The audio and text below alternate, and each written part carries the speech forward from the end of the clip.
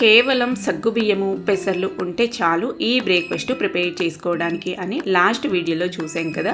ఇప్పుడు వీటిని మనము మిక్సీ జార్లో వేసుకొని వీలైనంత మెత్తగా స్మూత్గా మిక్సీ పట్టుకోవాలి. బ్యాటర్ అయితే రెడీ అయిపోయింది.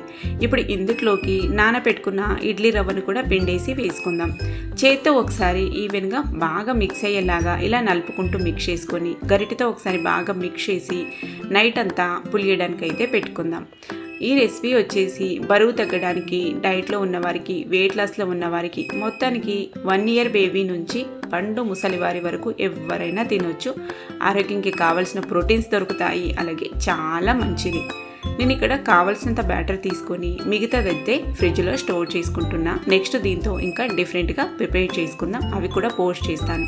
సోడా, ఈనో ఇలాంటివి ఏమీ అవసరం లేదు. కేవలం రుచికి సరిపడా ఉప్పు ఒక్కటి వేసుకొని బాగా మిక్స్ చేసుకున్నారంటే బ్యాటర్ అయితే రెడీ అయిపోతుంది. ఇప్పుడు పొయ్యి మీద ఇడ్లీ స్టాండ్ని ప్రీహీట్కి పెట్టేసేయండి. ప్లేట్కి కొద్దిగా వాటర్లో కడిగేసుకొని ఇంకా బ్యాటర్ అయితే వేసేసుకోండి. నెయ్యి రాయడం, ఆయిల్ పూయడం ఏది చేయలేదు నేనైతే. బ్యాటర్ వేసేసుకొని ఇడ్లీ స్టాండ్లోకి ప్లేట్లని సెట్ చేసేసి మీడియం ఫ్లేమ్లో 10-12 నిమిషాలు చక్కగా ఉడికించుకున్నారంటే హెల్తీగా, టేస్టీగా, హై ప్రోటీన్ బ్రేక్ఫాస్ట్ అయిన ఇడ్లీలు అయితే రెడీ అయిపోతాయి సగ్గుబియ్యం పెసర్ల కాంబినేషన్తో.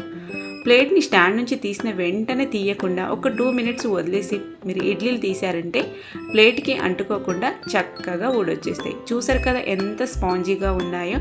మరి మీరు కూడా తప్పకుండా ప్రిపేర్ చేసి మీకు ఎలాగ వచ్చినాయో నాతో షేర్ చేసుకోవడం మాత్రం మర్చిపోకండి. ఈ రెసిపీ గురించి ఇంకేమైనా డౌట్స్ ఉన్నా కూడా రండి కామెంట్ బాక్స్లో మాట్లాడుకుందాం. అలాగే నెక్స్ట్ మళ్ళొక హెల్దీ రెసిపీతో అయితే కలుద్దాం. Bye. Thank you for watching.